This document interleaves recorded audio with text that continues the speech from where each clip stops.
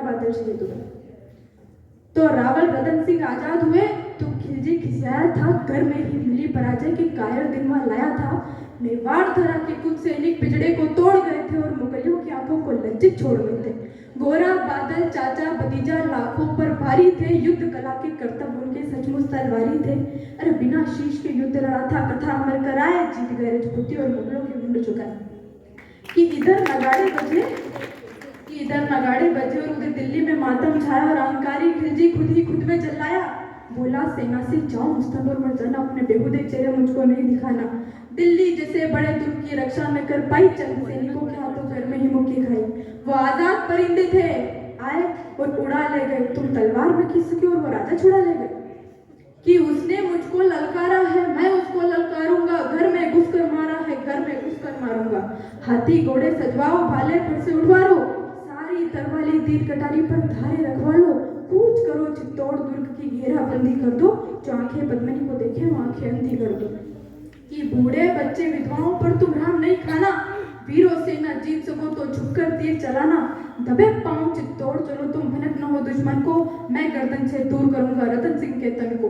तो खिलजी अपनी सेना लेकर पहुंचा उस माटी में, बलिदानी धरती के ऊपर मेवाड़ी घाटी में। एक मुक्त सेना को रोका तो जोरों से चिल्लाया और कायरों के समूह को एक फरमान सुनाया। किला नहीं खड़ा था उनके सम्मुख, काल खड़ा दिखलाया। जो भी सैनिक पड़े सबका सहसा मन अकुलाया, किला नहीं खड़ा था उनके सम्मुख, काल खड़ा दिखलाया। अब सैनिक बोले माफ करो हम अंदर ना जाएंगे, है विशाल दरवाजा इसको तोड़ नहीं पाएंगे। और तोड़ दिया तो महाराज हम अपना कफन सिलेंगे, किले के अंदर सोए हुए मेवाड़ी सिंह मिलेंगे। सोए शेर जगेंगे तो फिर सबकी रूह हिलेगी, कितनी भी तेज भाग लेना पर दिल्ली नहीं मिलेगी। कि कितनी भी तेज भाग लेना पर दिल्ली नहीं मिलेगी, ये वक्त रुकने का है, मेरे आका रुक जाओ। सबकी खैर चाहते हो तो बाहर ही रुक जाओ। तो चित्तौड़ दुर्ग दुर्गों का राजा अंबर सी ऊंचाई, अरे पैदल घूमो तो उम्र गुजर जाए, इतनी तो लंबाई। कि लंबाई से भी बहुत विशाल था रावल की प्रभुताई, और रावल की प्रभुताई से भी बहुत करनी थी पद्मनी ठकुराई। ठकुराई के आगे खिलजी विवश दिखाई पड़ता, ठकुराई के आगे खिलजी विवश दिखाई पड़ता। किला बेद लेने वाली पर नित्य नीतियां करता, परंतु किले की उत्तरता का वाह वाह क्या कहना, 8 माह तक रेत चलती रही मुगलिया सेना। अब एक सवाल उठा और इतिहास पर आरोप लगाया गया कि दाना पानी खत्म हो गया तो लड़ने के लिए आए थे।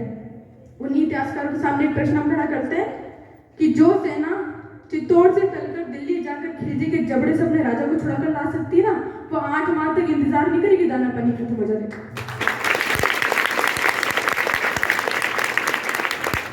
तो केवल एक ही भय था जो उनको रोक रहा था कि मानवता का रक्त बहेगा, तर्क टोक रहा था।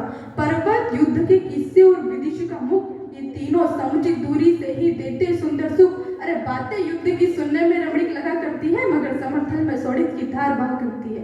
बच्चे अनाथ हो जाते हैं, वधुएं विधवाएं हो जाती है, तब जाकर मित्र युद्ध की असली सूरत नजर आती है।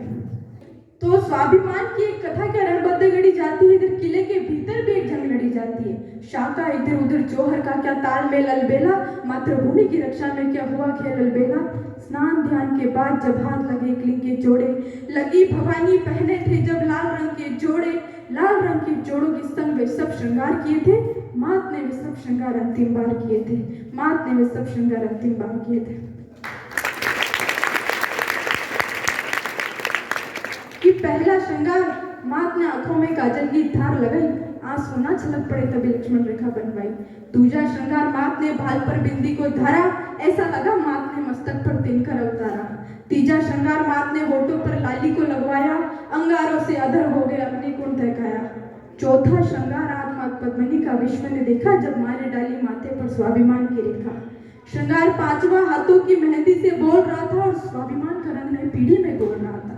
श्रृंगार छठवा, कलकुंडल मतवाले लटक रहे थे, जैसे कोई देशभक्त दीवाने लटक रहे थे।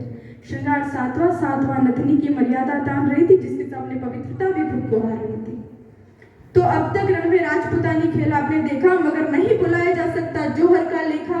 नहीं भुलाया जा सकता उन 16,000 माओं को, नहीं भुलाया जा सकता उन नवनवेली कन्याओं को, नहीं भुलाई जा सकती उन कन्याओं की अटकेली, नहीं भुलाई जा सकती वो दुल्हन नई नवेली, नहीं भुलाई जा सकती वो गर्भवती योद्धानी, नहीं भुलाई जा सकती कभी मां पद्मिनी रानी।